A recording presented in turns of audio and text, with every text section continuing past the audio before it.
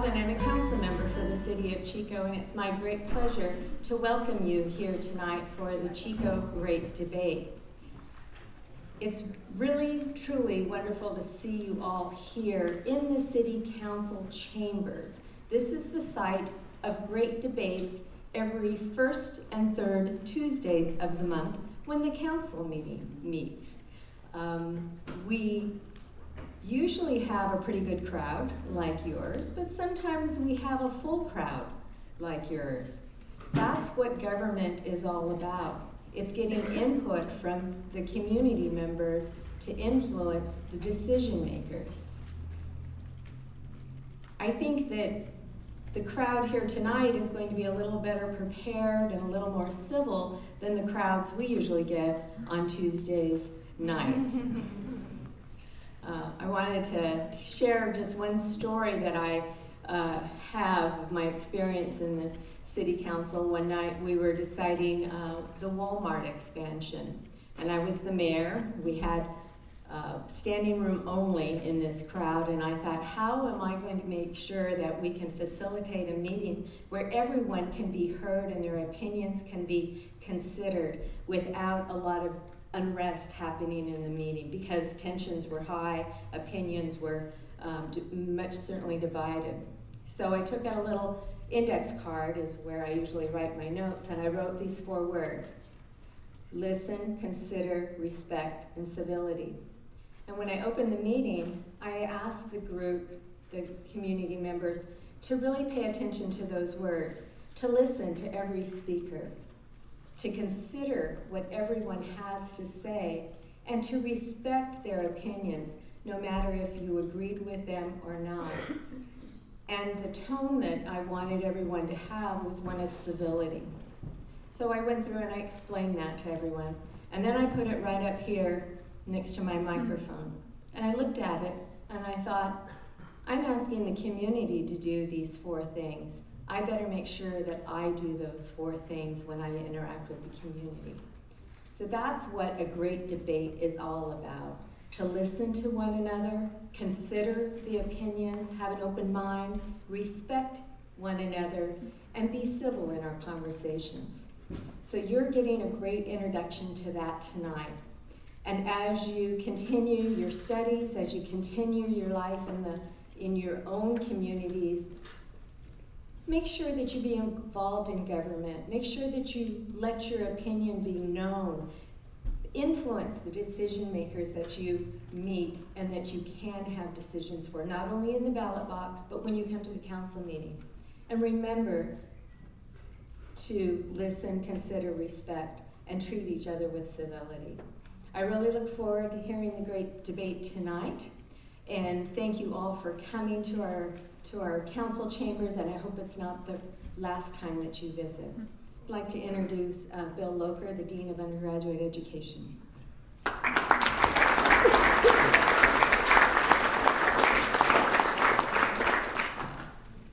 Hi, Ann is right. My name is Bill Locher, and I'm the Dean of Undergraduate Education, and I'm welcoming you here on behalf of Chico State. It's great to see you all here. This is the 15th Chico Great Debate, so we've been doing this for 7 or 8 years, every semester, inviting students in the communication studies classes to prepare and research a particular set of questions, and then interact with one another and with the community about what you found out about the issue that interests you. The Chico Great Debate is a partnership between the City of Chico and the university. I've spoken to the Chico City Manager, Mark Orm, who says that this is maybe the most important partnership between the city and the campus that he knows of. So it's really special that the City of Chico opens up the seat of government, the City Council chambers, to us to have our turn to debate issues. I want to thank Ann for her service both on the City Council, and she also works as the director of CAVE. Who here knows what CAVE is? Raise your hand. Okay, well, some of you know, that's good. It stands for Community Action Volunteers in Education, and it's a a student volunteer organization run by Associated Students that places students in volunteer positions throughout the community. And Cave and Ann have been doing this wonderful work for more than 50 years. Well, not Ann's, but particularly, but Cave for 50 years anyway. So this event is also a partnership between the Department of Communication Studies. Susan Evanzino is the chair of the department, and she's here.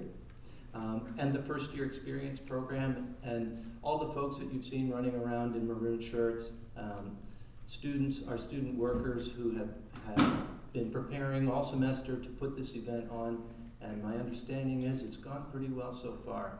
And the fact that nearly all the seats are filled means that they've done a great job. So I want to thank all the student workers who helped put this on.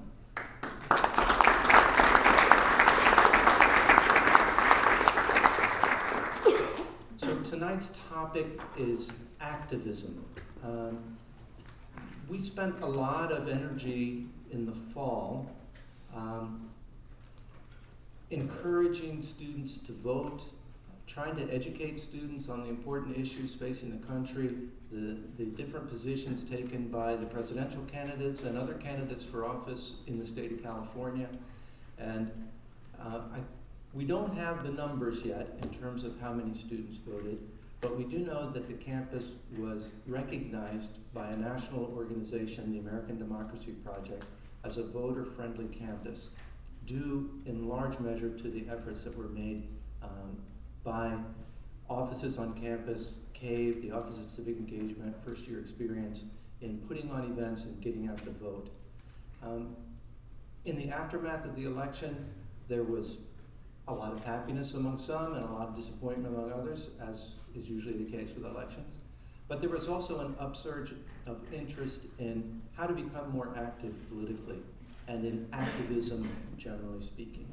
So the subject of the great debate this semester has been activism.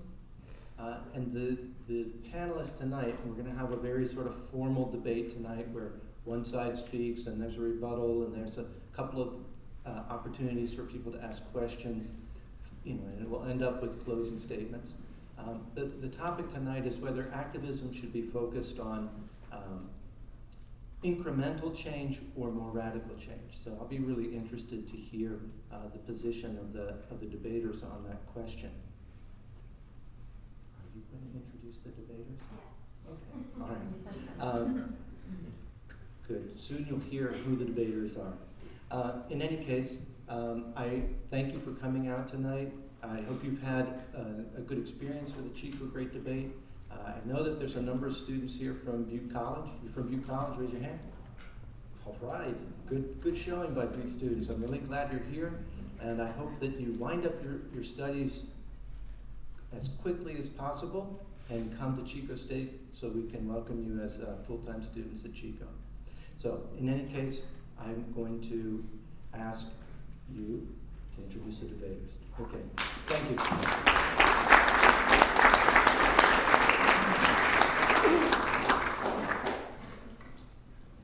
Okay, I'm short, so I gotta move this down. My name is Erica Anderson, and I'm a graduate student here at CSU Chico. And I'm a public speaking instructor as well as a coach on the speech and debate team, which are these students back here. I'm here tonight representing the speech and debate team, and we're always super excited to be a part of this awesome event. And I just wanted to take a minute to thank you all for coming.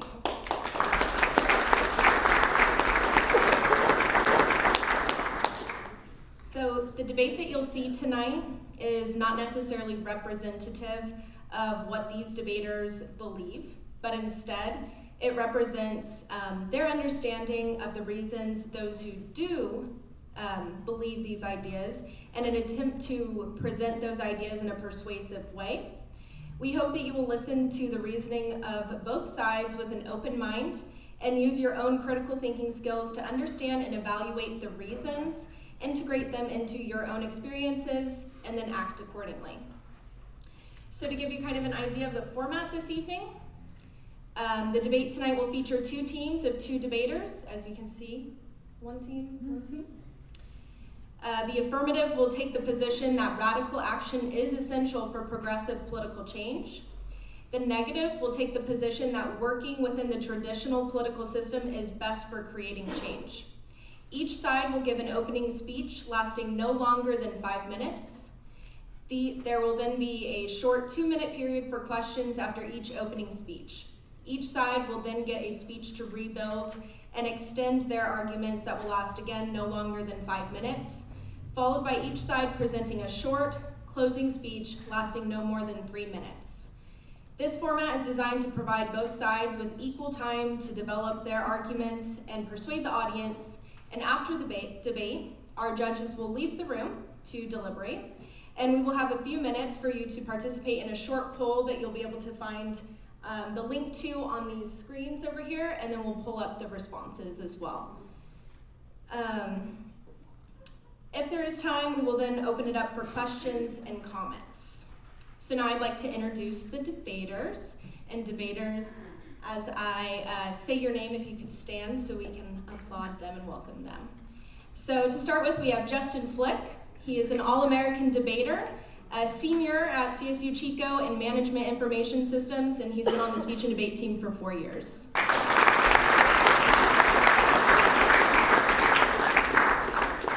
Next to him, we have Eddie Aldretti. He's a first year on the team. He's also a freshman in communication design.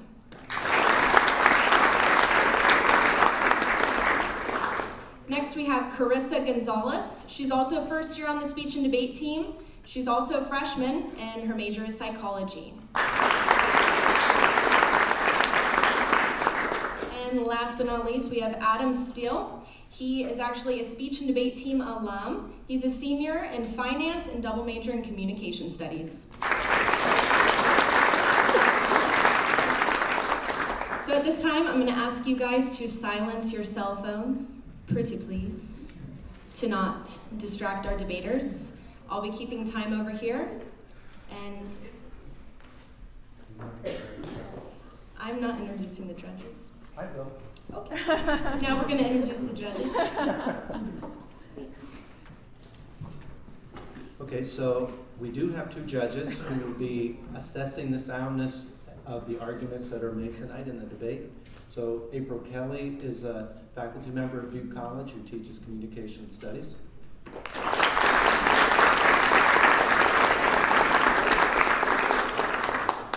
Malcolm Dixon is he's a recruiter. Is that your official title? Recruiter of students at Butte College and an alum of Chico State.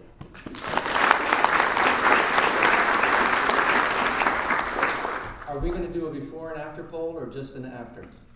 Just an after. You're the boss. Okay, so let the debate begin.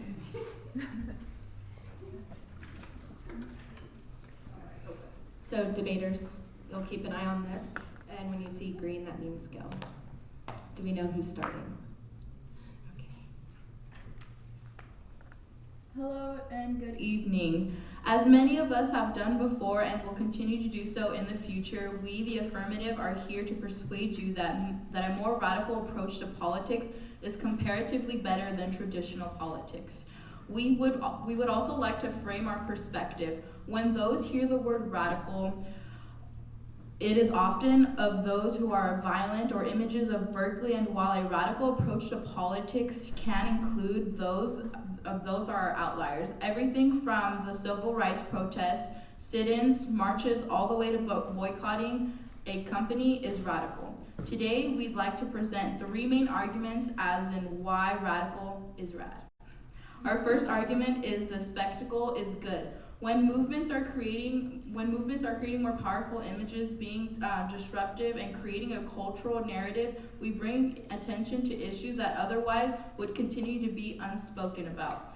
This has also been true unless you are in the know, a part of those communities that are targeted and oppressed while the rest are content with worrying about it. These strategies have also proven to be successful. The Civil Rights Movement, the Arab Spring, Black Lives Matter, Occupy, and the Tea Party are all either a part of our cultural narrative because they cause disruptions from the normal.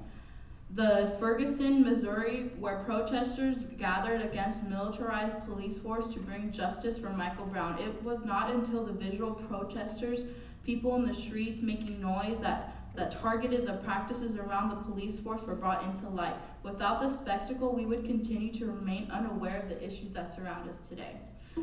The second argument is that traditional politics silences. When the civil rights movement was in full force, there was national conversation happening about race, politics, police practices, inequality, and what is really meant for things to be separate but equal.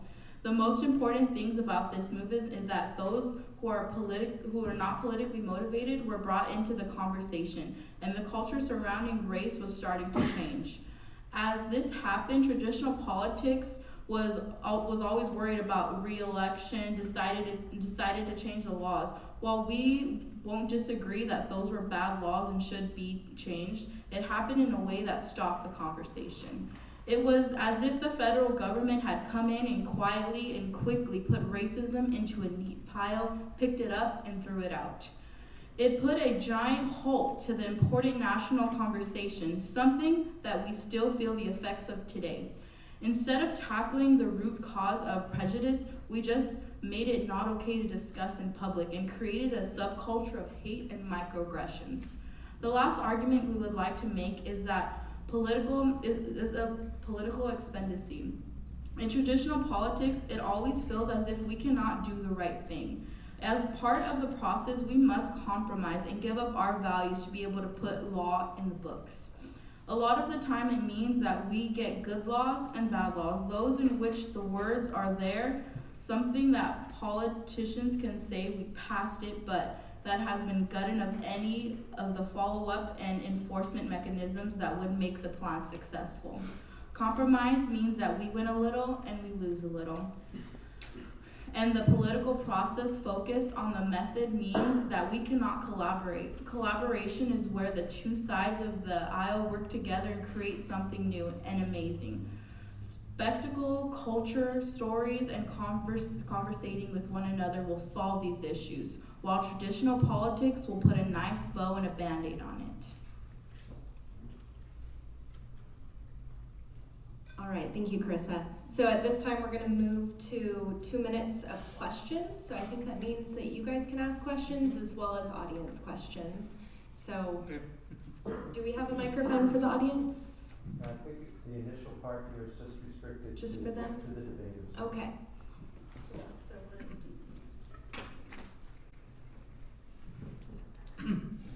So you talk a lot in your initial arguments about spectacle, and I'm curious. You mentioned that you're trying to frame this debate in a way that excludes the notion of like violent protest. But in your experience, how and oftentimes, what way does the media cover these protests? Does the media portray these protests as peaceful or positive, or are often those images of that spectacle those of the violent protests where we see things like looting?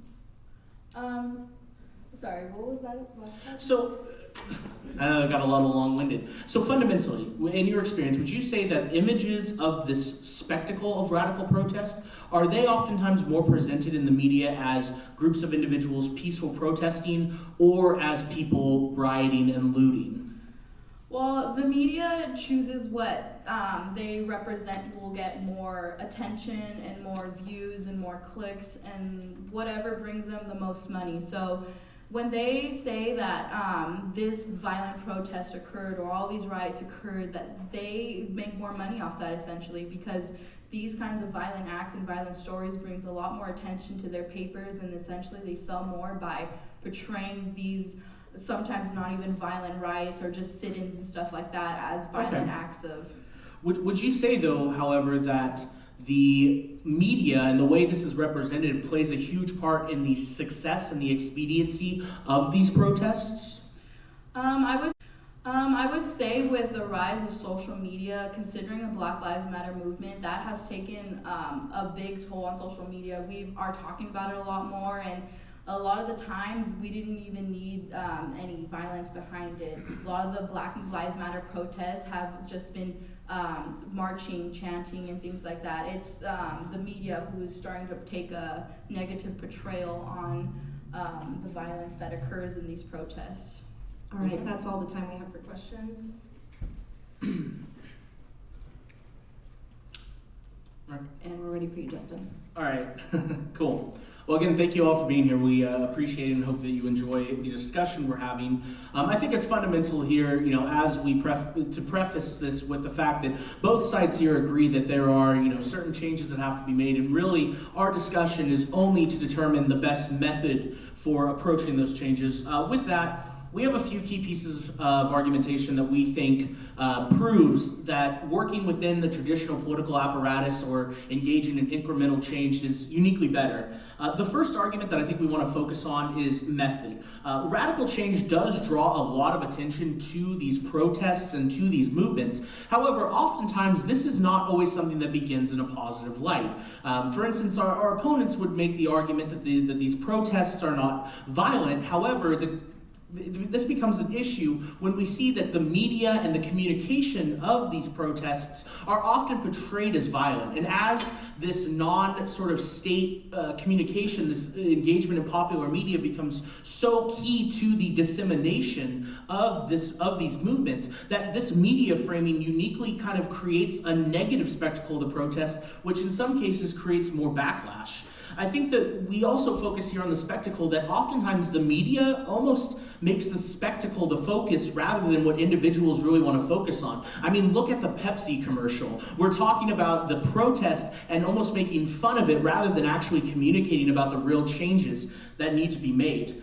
The second argument I think that we want to focus on is the fact that whatever your movement is or whatever protest you're engaging in, the ultimate goal is to make a policy change. My opponents talk a lot about Black Lives Matter, but if you go to their website, specifically their Campaign Zero website, they actually lay out a series of particular policies that they want to see changed. See, regardless of whether you want to engage in sort of the traditional political apparatuses or in radical protest, your end goal is to see laws changed. And frankly, I think that when individuals get to that point that they feel like they're going to protest and they feel that, that they don't have a voice, that frankly, I think it takes a lot more work and more courage to come to places like this, aspects of the traditional political apparatus, and confront these spaces where individuals don't feel like they have a voice. And I think it takes a lot more hard work and a lot more messy work to get into these spaces, to actually begin to write bills, to gain vote counts, to gain awareness, to work through this apparatus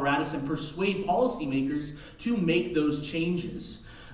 Third, I think our final argument is particularly indicative of why working within traditional politics is better.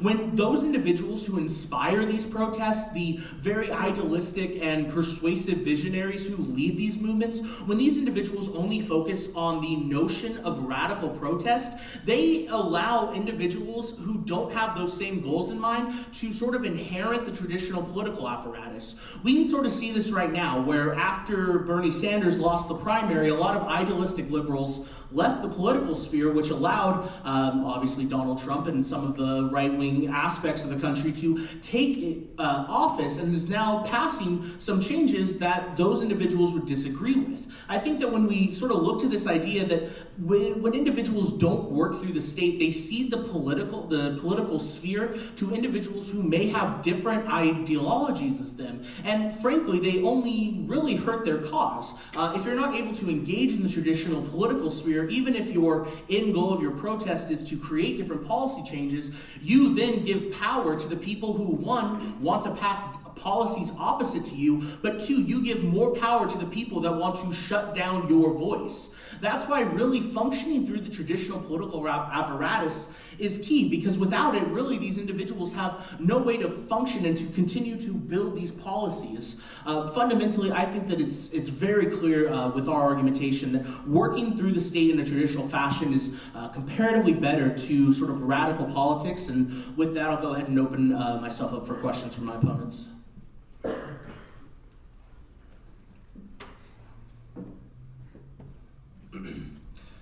Okay, so my first question is, do you think media is bipartisan enough to only cover certain aspects of protests where it may appear more violent than the whole protest is? I think that I think the way that you ask that question misframes that discussion. I think that it doesn't become a question of whether or not what the story the media is intending to tell, but the fact of the matter is the media tells a certain story, and that's what gets disseminated to individuals and what becomes that cultural narrative that you yourself speak a lot of. Okay, so my next question is on your third point, when you say that the left leaves the political sphere and creates a vacuum for the right to fill in. How would you get a minority voice heard in the first place, though? If you're in your political realm where it's, say, completely held by someone who holds a majority view, and then a minority can't get their voice heard in that realm. Sure. Well, first I want to clarify on that point. It's not necessarily a left-right dichotomy. My argument is specifically that whichever side you're on, if you only work through sort of radical protest, you allow sort of the political to be dominated by those opposite to you. For the second part, I think the traditional political apparatus allows for a lot of opportunity for individuals to get their voices heard. We have opportunities like our city council meetings where individuals have open forums. We have things like change.org petitions. We have the ability to get a bill on the California ballot through these ballot initiatives. I think that there's a lot of different ways to get your voices heard that can avoid sort of this notion of disparate power. Okay, thank you. Mm-hmm. All right, so at this time we're going to move to closing statements. First. Never mind. You each have 5 minutes.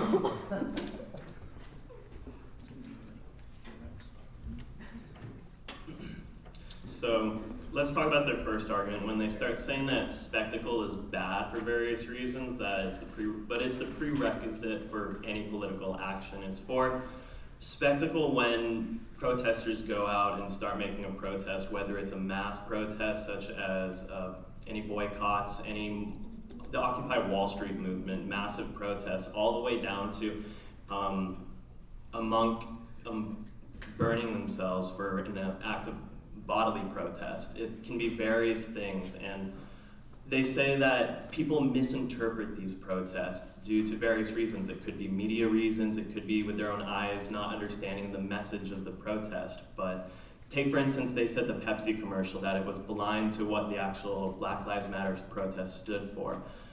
If you don't allow the protest movement to exist as a whole, you don't allow it to correct people's misinterpretations of it. Take, for instance, the Pepsi commercial. When they started receiving backlash from the movement, they pulled that commercial. They didn't let it go. They didn't let that be the message of it, because the protesters or the movement as a whole self-corrected itself, saying, this isn't what we stand for, you misinterpreted what we meant by it. You shouldn't do that based on people have really negative opinions about it. And that goes to any protest. When people start misinterpreting like the civil rights movements and stuff, they self-corrected, because when laws went in that were not fair to the movement itself, it was just to get it passed in the first place, it suffered backlash, and people said, this isn't how it should go, this is not what we fought for in our rights, so this is why we're still fighting for it, and the fight continues. And so it's having protests exist, having radical protests continuing to exist is for the sake of education, and education in the right way of where the protest was headed in the first place. Second, they say that spectacle always will end in policy implementation, but that goes back to when we started saying policy silences our arguments and the protests, whole movement's arguments, and that it requires expediency, because policy implementation, it's not a win-win situation. When you have a house, say right now you have an all right side or right house or form of government, to get anything passed, you're going to need agreement from both sides. You're going to need the policy implemented. Take for the Affordable Care Act. It wasn't wanted by Republicans, but the Republicans said, okay, we'll pass it if you can get the single payer aspect of it, and so that's why it was passed. Just like the civil rights movement, policy was implemented too early and culture couldn't catch up to it. Political movements, radical movements, allow culture to form in addition to laws being made. If you pass laws such as the civil rights movement, the hatred, the racism will just go underground, which is why we're still having racism issues in this country, is because though policy and law said that it's not okay to be racist, you can't be racist, people are still racist, and because it's all gone underground, which actually makes it even more dangerous because you can't be actively, publicly showing racism, but minorities that suffer through racist acts, they don't know when it may come. It may come in a hidden messages or when nobody else is watching, and that puts them in imminent danger. And then to talk about the seeding the political and the labeling of Black Lives Matters and civil rights as very radical, it's very radical to say it is not radical. So let's take, for instance, climate change. People say that climate change doesn't exist. Some people say that it does exist. By saying either of them, it's being radical in its own regard, because saying that global warming is happening, by saying, no, it's not happening, you are fighting the change that's being supported by, say, science, by, say, anything that's happening, and you're being radical in your own regards. So they say that our movement is radical, but in a regard that their laws that they're trying to keep held and create is also radical. Thank you.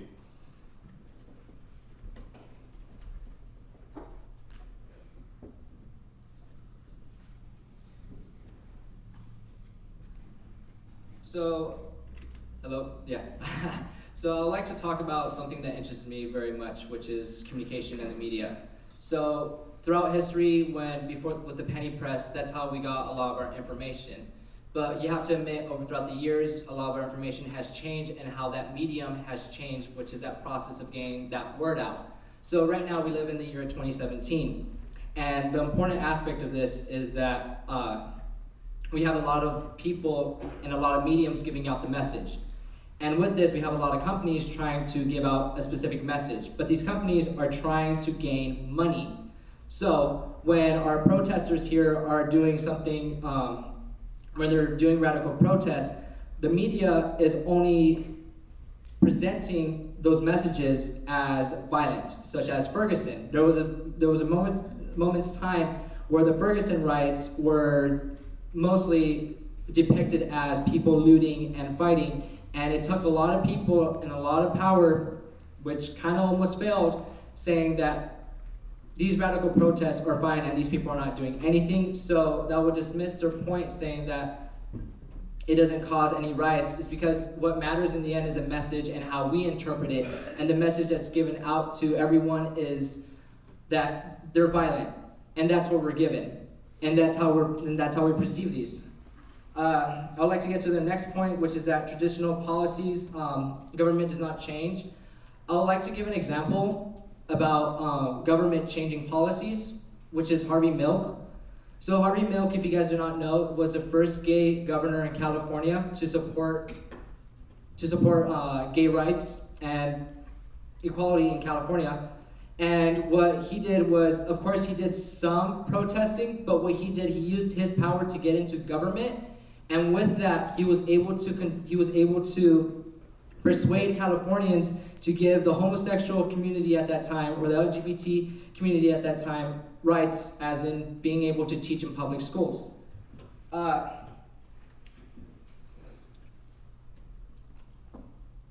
And their last point is that that compromise makes more people happy. It leads to more compromise. Everything they say is wrong is a reason to work through the government, because we have to go through the government because the government is the one that ends the deal in the end. And again, going back to the message thing, it's we who critique the message, we're the ones who see the message, and we're the ones who say what the message is and how we perceive it. And right now, as it seems, due to big media companies being controlled by advertisements, it appears that they really do not care about the message, and the message is lost in the end. I would also like to end this with a study that I found from nymag.com. New study shows riots makes America conservative. Omar Wassal, an assistant professor at the Department of Politics at Princeton, has published a timely new paper, quote, "Riots on the whole provoke a hostile right-wing response. They generate attention, alt-right, but the wrong kind." He looks at county-by-county voting and compares it with the violent and non-violent protest activity. So what he says, or what he concluded, is that examining county-level voting patterns, I find that black-led protests in which some violence occurs are associated with a statistically significant decline in Democratic vote share in the 1964, 1967, and 1972 presidential elections. Black-led nonviolent protests, by contrast, exhibit a statistically significant positive relationship with the county-level Democrat vote share in the same period. So, going back to the media, since the media is portraying these protests as radical and violent, then more people are gonna disdain from those views. And that study basically proves that that a majority would want to disdain from violent radical protesting. That ends my speech. Thank you. All right, now we're gonna move to 3 minutes for closing statements.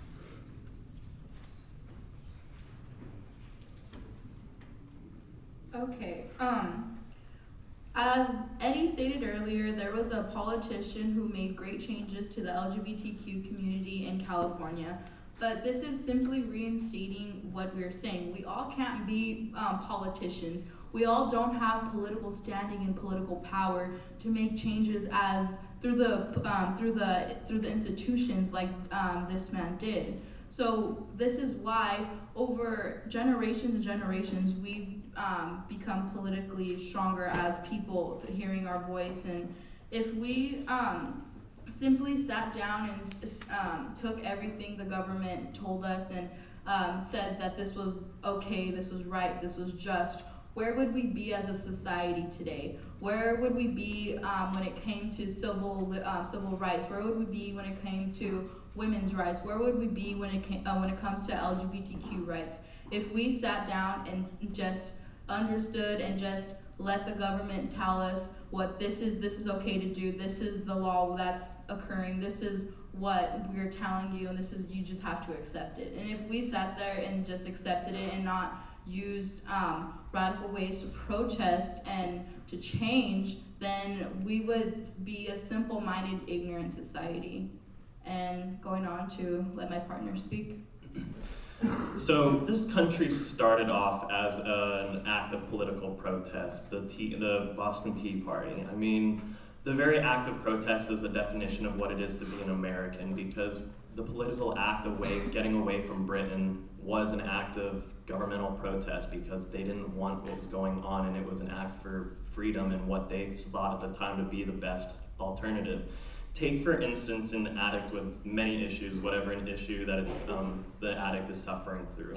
When you have an addiction to something with such severe problems, you cannot rely on yourself to pull yourself out of that. You need either medication, you need either some sort of help or therapy to get out of that. And political or radical protests act as that medication for a government system, for its checks and balances, and the addict, and though there may be some side effects from that medication, such as violence or something, but in the end it prevents from certain death for that addict. Thank you.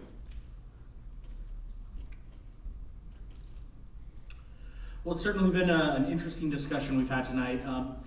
One thing I would like to address, specifically the notion about this country being founded on protest. I think, again, this really harks back to our analysis that really the ultimate goal of any sort of radical change or protest is governmental change. Like, our founding fathers who engaged in these protests wanted to create a better government, not a society of just sort of radicalism. I think specifically too that when you look to this idea that really even some of the most prominent protest movements like Black Lives Matter have specifically policy proposals that they want to see changed, that really it's necessary to work through these traditional means in order to see that change happen. And I think too that when you really look to all these things that my opponent would say to criticize sort of the traditional political apparatuses, all of those are reasons why individuals need to work more through the traditional political apparatuses to make that change. Because these negative aspects only come about when individuals are unwilling to engage and fight for that change. And like I said in my initial constructive, I think especially when individuals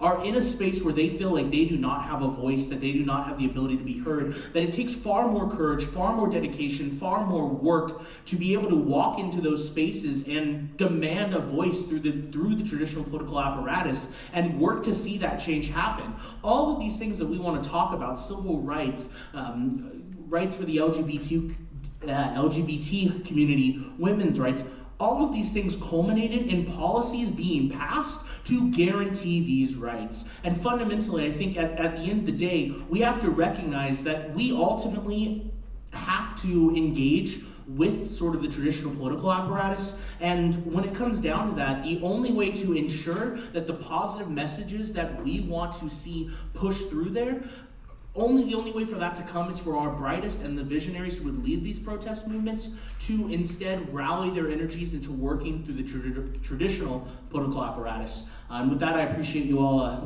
listening to us tonight. All right, let's give them a round of applause.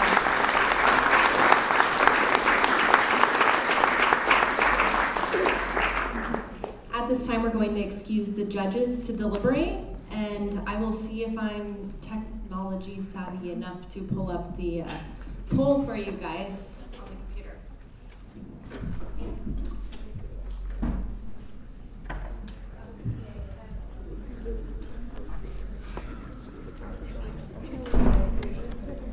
Cool. Yeah, I would have been really wondering how I was supposed to pull things up, but I think I should be able to switch it to the responses. And that's just my default. Cool. Okay. You guys might be able to hear me without a microphone, so hopefully you can. This link, if you just type this into your Safari or whatever your search engine, you should be able to fill it out. We'd really appreciate your responses. We are going to show the responses on these screens, so if you don't do it, then it's, it kind of defeats the purpose. So please fill out the poll. It's going to be in response to the stuff that you were listening to on this topic. Okay?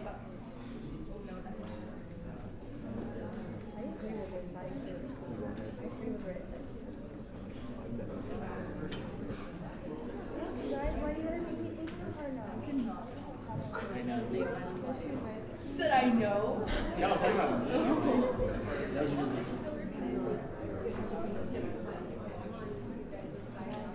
Just used a bunch of big words to kind of.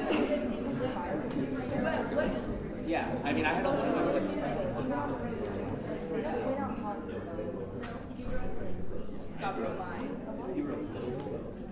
Yeah, I just followed the tagline of the argument. Most of what I was saying, Justin just used words like apparatus. Yeah, because we're using words like apparatus. It's his way of word vomit. Yeah, exactly. You're used to talking fast. I was wondering, I was like, oh my god, what if Justin brings up his thoughts? I remember Bobby was so funny when we were like in the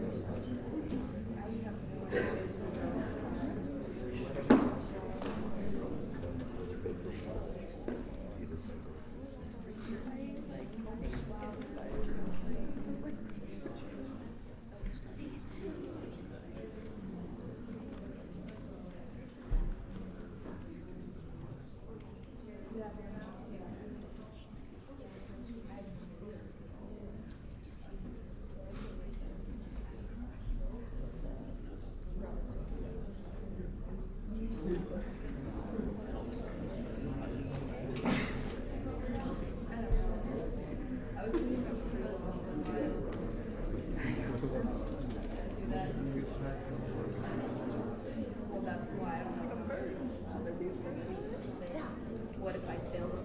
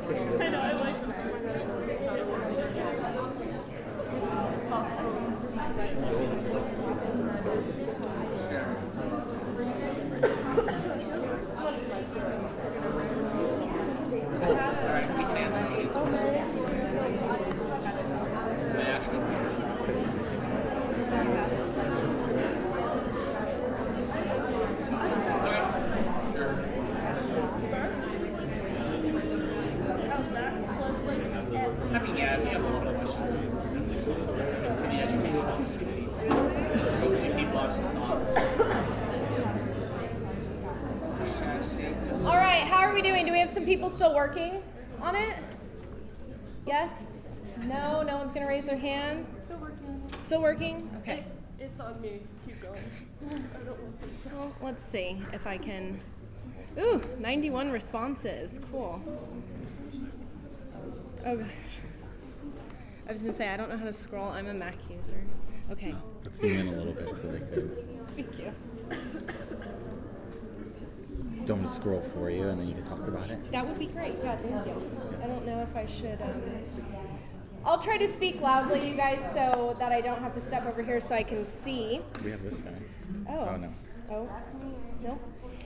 All right, so it looks like maybe some responses are still coming in, or maybe some people didn't answer every question, but up on these screens, I won't read every question, but just to give you guys kind of an idea of what everyone in the room responded. So how active are you in local community activities related to political decision making? Looks like the majority of people said not at all active, but you're all here. It's a good start. Continue it. You have to for a class? Okay. All right. Do you feel that your voice is marginalized in social community settings?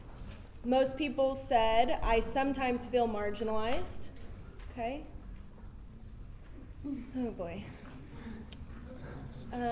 Check the items you think contribute most to people's voices being marginalized. Oh gosh. So the most was, the highest one is race on there. Race, gender. Yeah, race, gender. I don't even know how many questions are in here. Which is more effective in creating long-term social progress, working within traditional political channels, voting, letter writing, petitions, etc., or radical protest? The majority say a combination of both is necessary. I wonder if that has anything to do with the arguments that we heard today. This is the last one. Right. What forms of radical protest do you see as most effective? And we've got marches as most effective. Interesting. Cool. Right, we're just going to give the judges a couple more minutes. They should be back, and then we'll hear their deliberation and move into audience questions, okay? Thank you guys for participating in the poll.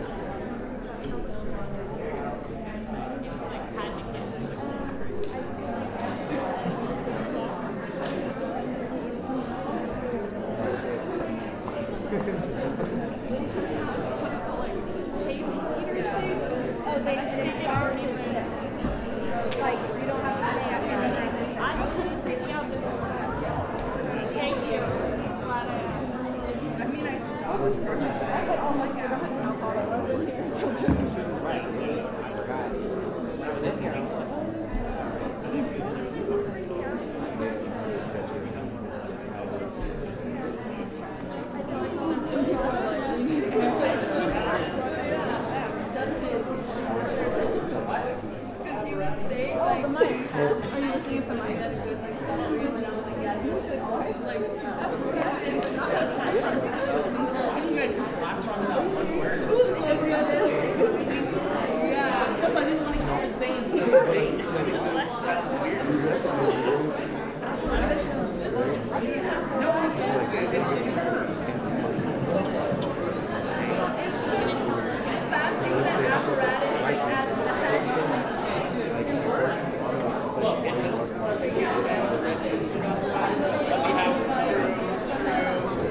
Okay, so our judges are back. I don't know if the debaters want to hear, but I'm really curious to hear what the judges have to say. So, take it away. Okay, so, oh, I have to press the button. Can you hear me now? Oh, wow. Okay. I just pressed the button again just to make sure. So yeah, let me just jump right into it. So we went back there and we had a quick chat. And the first thing I want to say is that both sides did a really good job, because I did not leave this this conversation feeling particularly pulled in either direction from like an emotional standpoint. Like I was like, yeah, like I really agree with this or that. So I think it's good as far as civility is concerned and being able to kind of digest both sides. Just some things that I wanted to kind of mention with this particular topic. It's a really good topic, and I think that it's interesting how it was framed, being that you're on one side of saying incremental change on a traditional spectrum, but on the other side you're talking about radical change from a more activism spectrum. And what I kind of noticed is that I think it doesn't address the middle ground, the work that happens in between. So one of the examples that I use is that last year Colin Kaepernick from the 49ers, and I am a Raiders fan, so I'm not a 49ers fan by any account, but what I will say is that I was really impressed with Kaepernick's protest, and even though there was a lot of outrage and people said it was disrespectful what he did by taking that knee during the national anthem, and there were arguments that were made that said, you know, there are other ways, and he can't just do that. Like, he can go to, you know, basically incremental government change to try and get his point across. He needs to put his money where his mouth is. And since then, Kaepernick has donated thousands of dollars to nonprofit organizations, and that's on the grassroots level. And so a lot of times, radical change leads to grassroots movements, which eventually leads to incremental governmental change. So I think that this conversation can be expanded a little bit to include the grassroots work that happens in between both ends of the spectrum.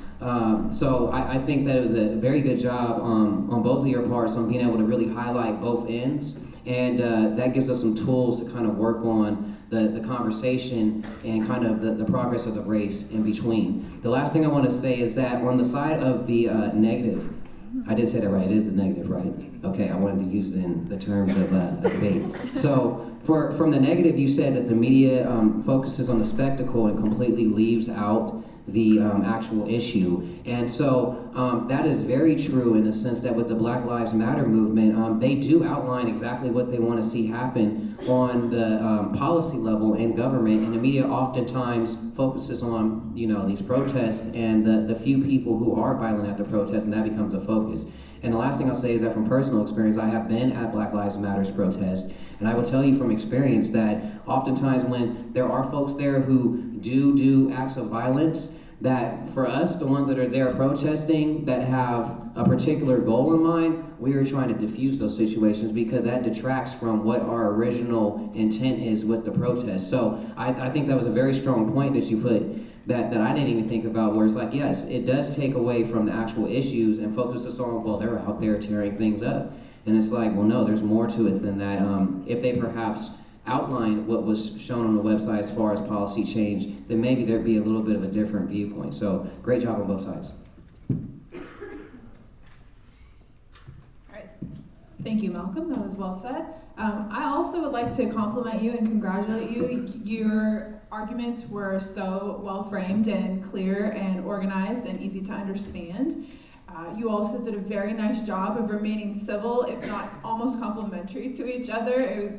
You were sort of making me chuckle to myself with your transitions and the way you were like a little bit trying to tone it down. And I think that that's at the heart of the civil dialogue, so we can really get to the core of the issue. And like Malcolm, I feel like you really sort of caused me to come to the middle. You know, both sides were so clear and so well argued.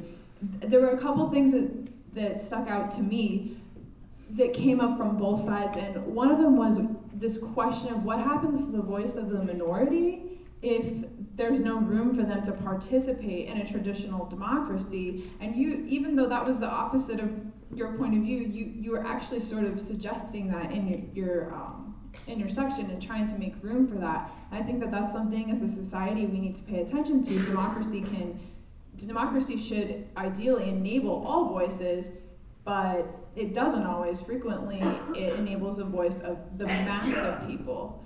So I thought that was interesting because what I was hearing from your side is radical activism is a way for minorities to have voice in our society, and that is important, and that it does draw attention to these specific issues. So, and I think to counter that, what I was thinking about, what you really sort of convinced me of, is there's a need for balance, so that radical activism does draw attention to groups like that who deserve that attention, but if it goes too far, it can also cause people to reject the message.